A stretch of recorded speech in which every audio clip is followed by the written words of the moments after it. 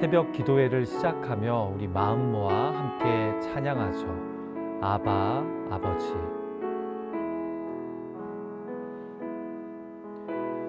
아바 아버지, 아바 아버지, 나를 안으시고 바라보시는 아바 아버지, 아바 아버지, 아바 아버지, 나를 도우시고 힘주시는 아버지.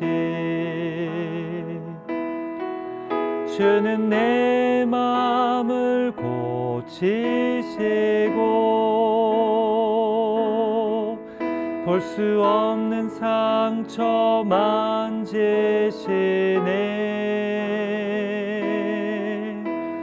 나를 아시고 나를 이해하시네. 내 영혼 새롭게 세우시네. 주는 내 마음을 고치시고 볼 수 없는 상처 만지시네. 나를 아시고 나를 이해하시네. 내 영혼 새롭게 세우시네.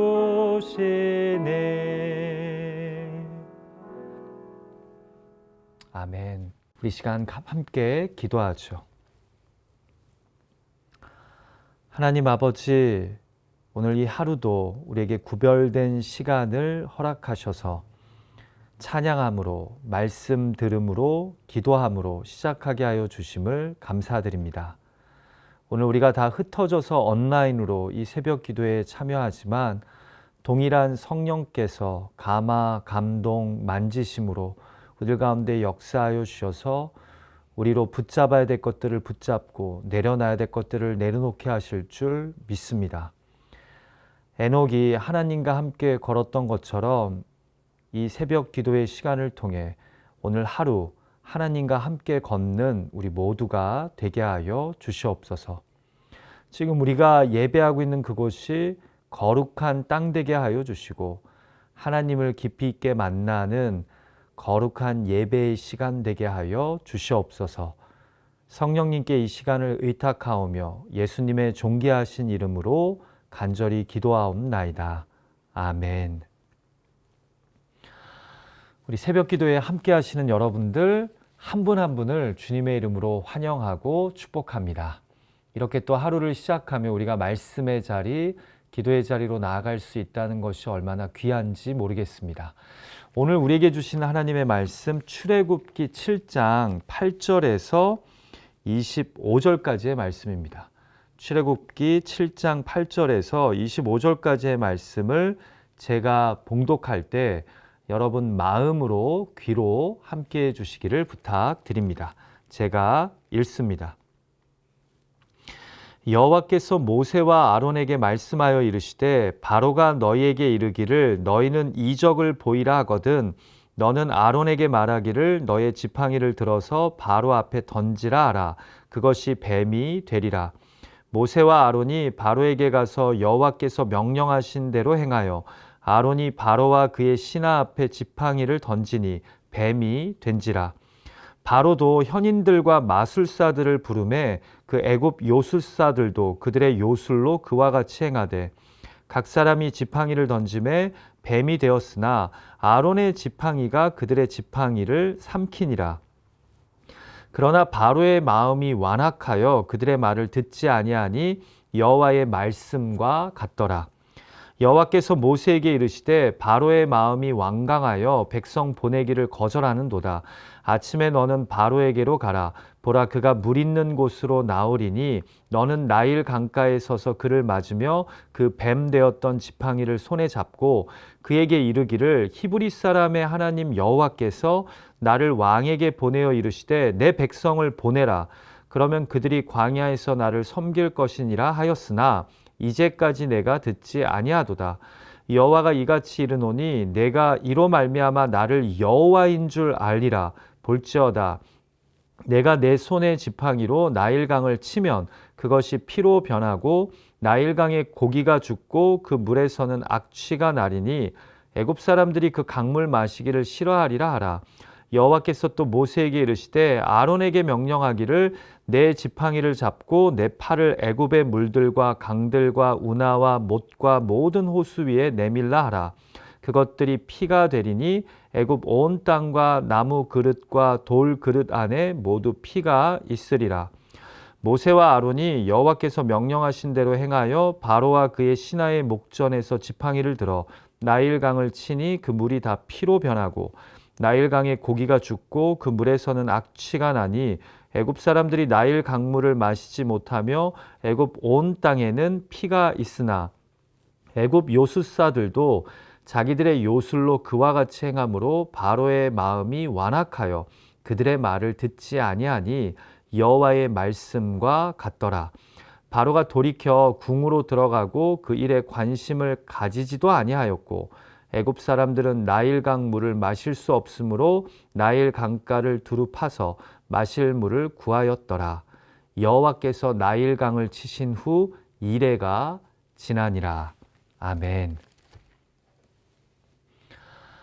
자, 이제 오늘 본문에서부터 열 재앙이 시작됩니다. 사실 본문을 보시면 두 가지 놀라운 이적이 일어나는데요. 첫 번째는 8절에서 13절에 나옵니다.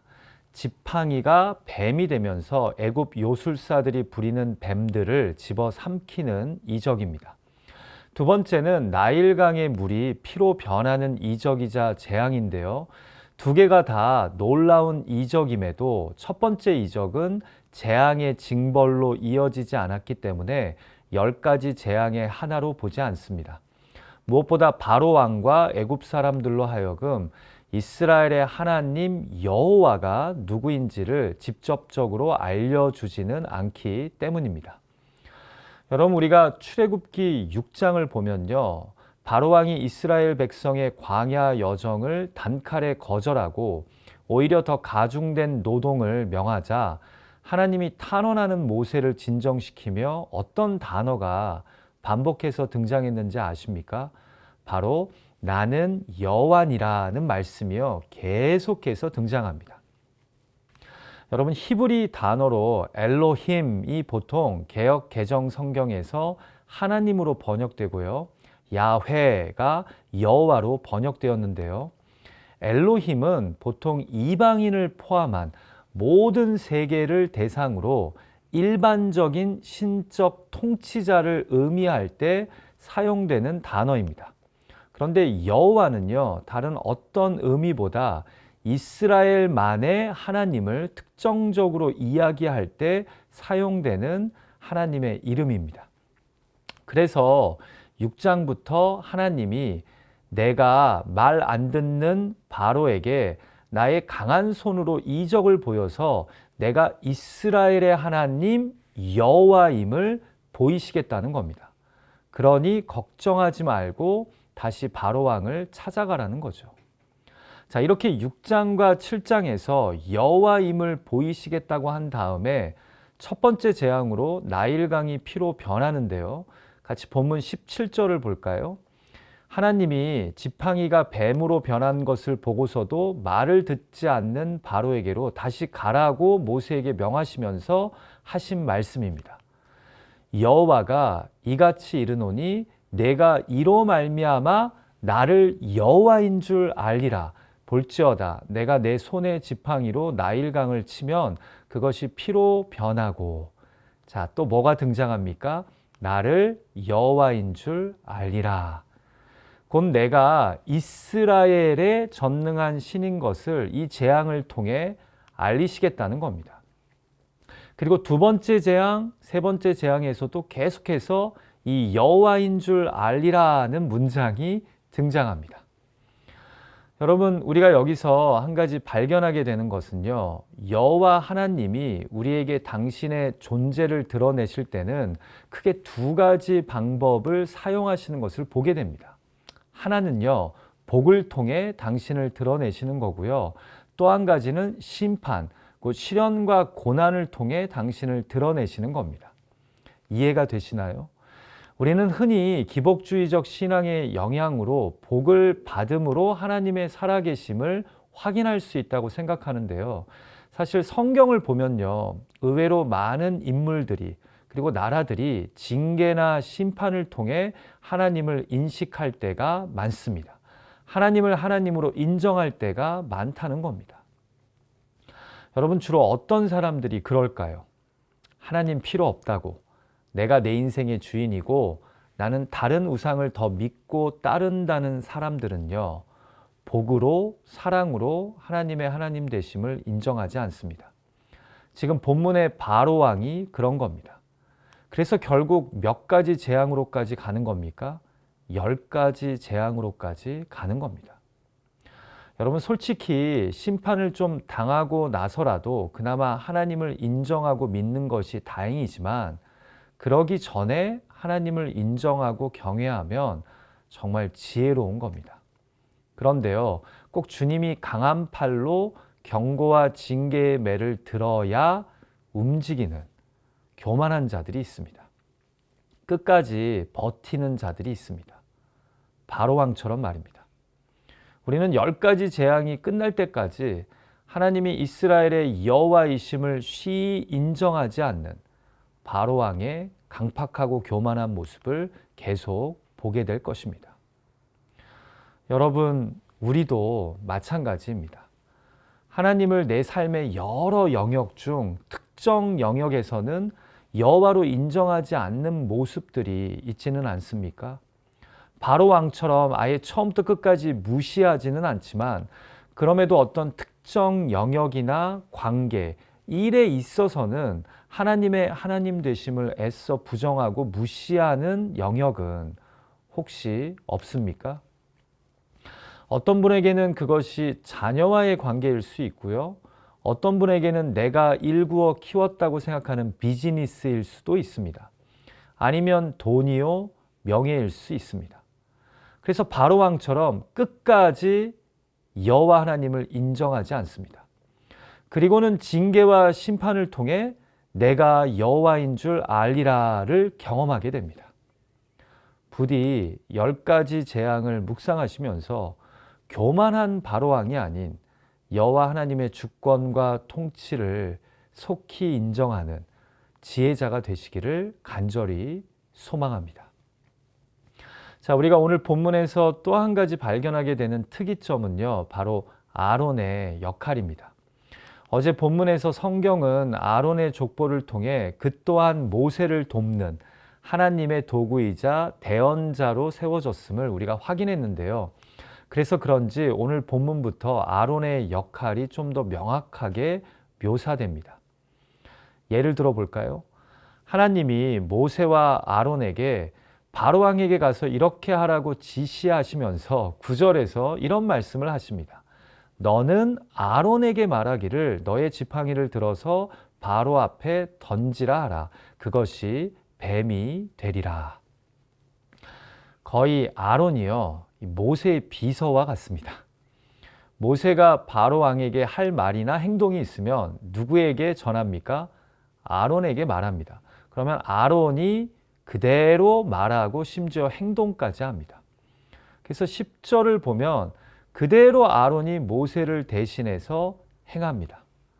본문 19절에서 다시 하나님이 나일강의 재앙을 명하실 때도 이렇게 말씀하십니다. 여호와께서 또 모세에게 이르시되 아론에게 명령하기를 내 지팡이를 잡고 내 팔을 애굽의 물들과 강들과 운하와 못과 모든 호수 위에 내밀라 하라. 그것들이 피가 되리니. 자, 여기서도 모세가 아론에게 명령합니다. 이렇게 하라고 말입니다.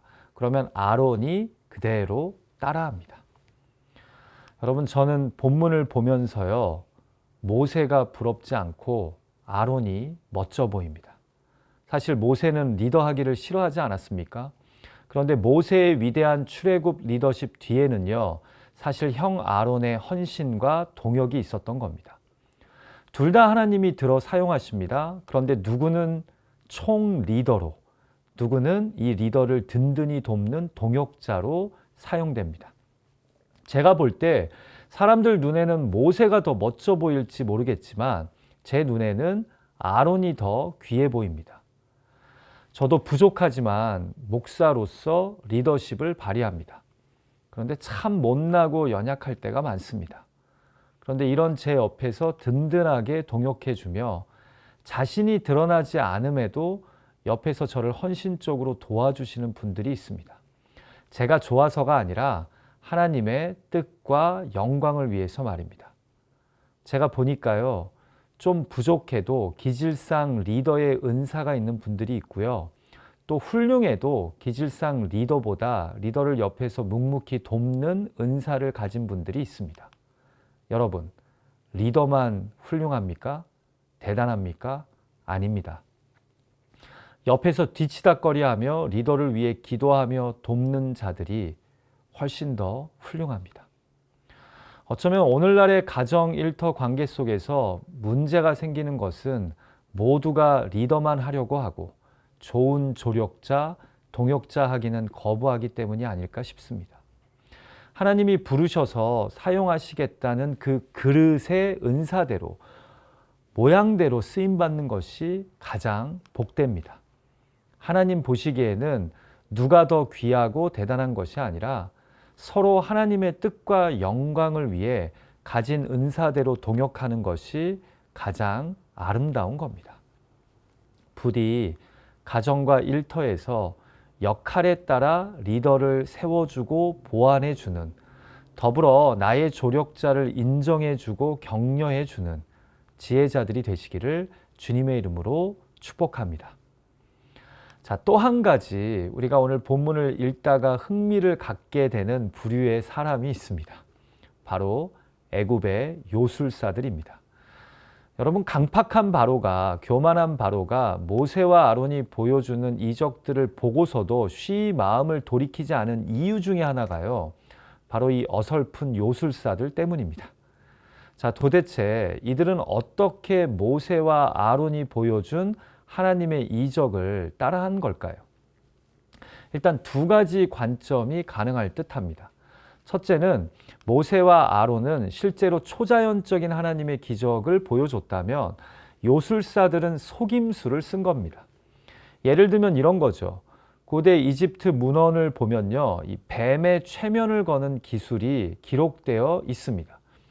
따라서 첫 번째 이적에서 요술사들이 보인 마술은 아마도 뱀의 최면을 걸어서 강직증, 곧 뱀의 특정 부위를 누르거나 심하게 문질러서 뱀을 빳빳한 지팡이처럼 굳게 한 다음에 풀어질 시간이 되었을 즈음 이 지팡이처럼 보이는 뱀을 땅에 던지는 겁니다.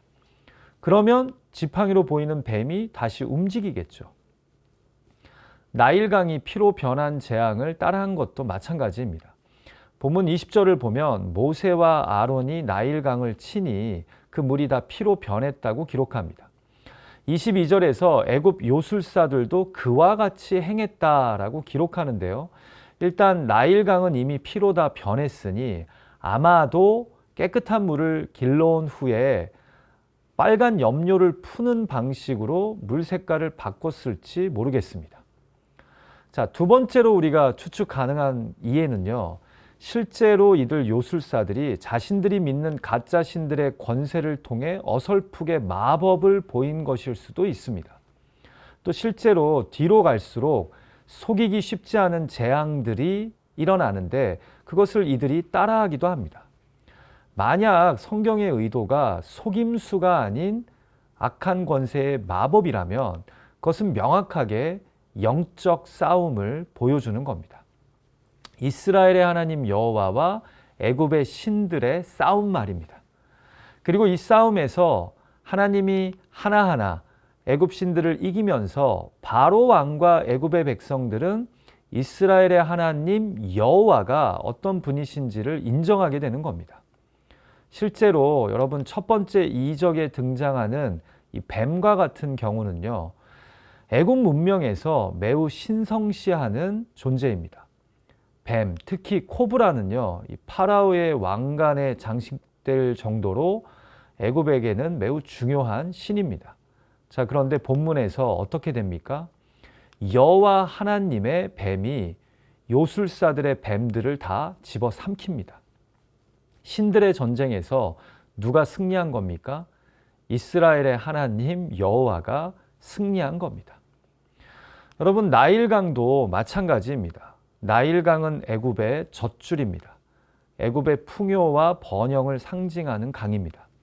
이 강으로 인해 애굽은 강 주변에 비옥한 땅을 갖게 되었고, 이를 기반으로 한 나라에서 지역의 강대국으로 세워질 수 있었던 겁니다.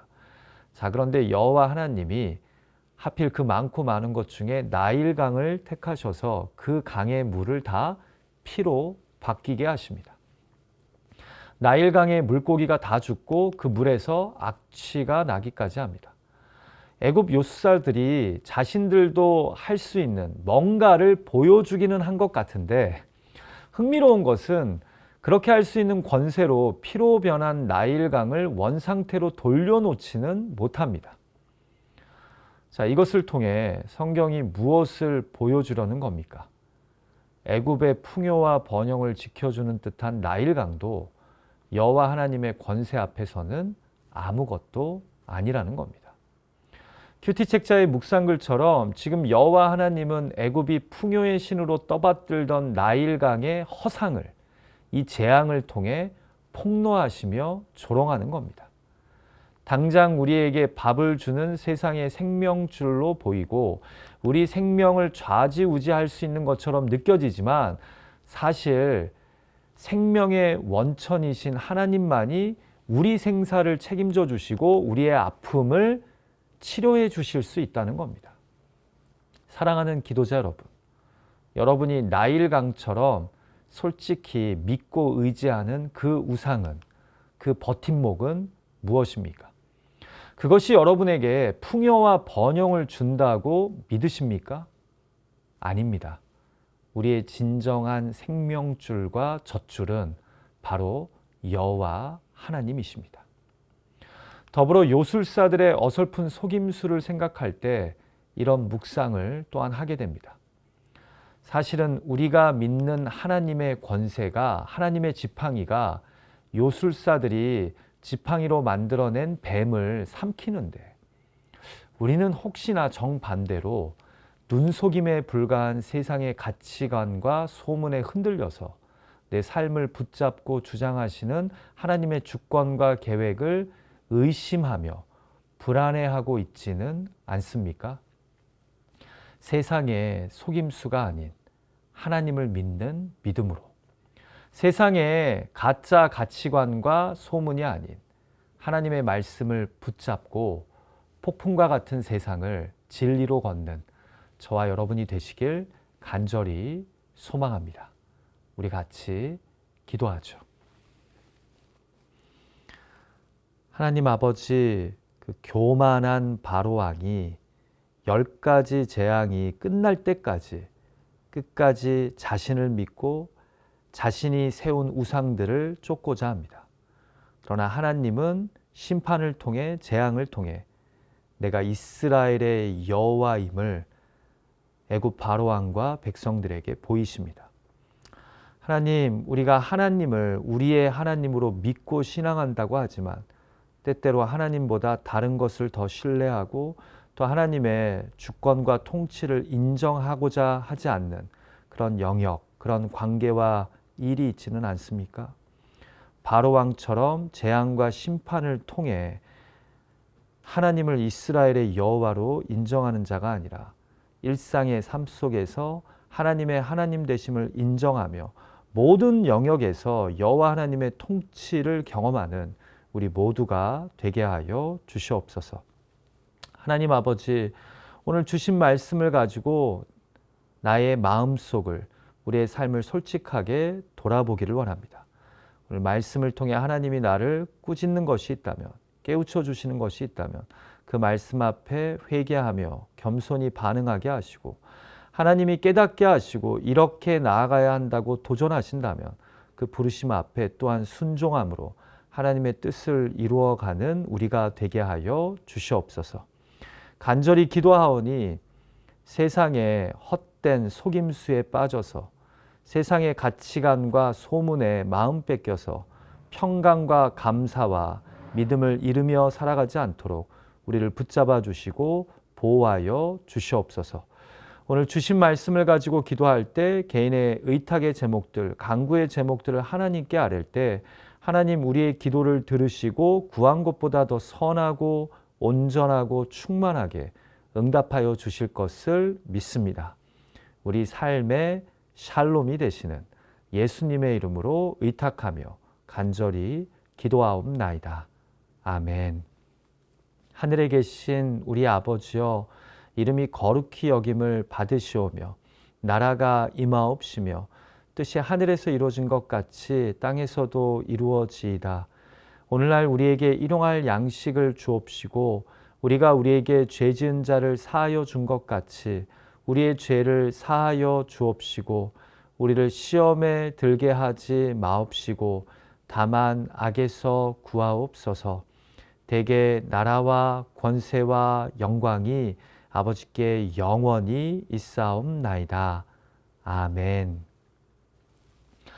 여러분 잠깐이라도 오늘 주신 말씀 또 개인의 기도의 제목들 붙잡고 지금 예배드리고 있는 그곳에서 기도하는 시간 가지셨으면 참 좋겠습니다. 그래서 우리의 신앙이 말씀과 기도와 함께 통합되어 나아가는 그런 신앙이 되었으면 합니다. 여러분 오늘 하루도 가정에서 또 생업과 일터의 자리에서 하나님이 주신 은사대로 리더를 세워주고 보완해주며 또한 나를 조력하고 돕는 자를 격려하고 또한 인정해주며 그렇게 아름다운 또 믿음의 길을 걸어가시는 여러분들이 되었으면 합니다. 여러분 사랑하고 축복합니다.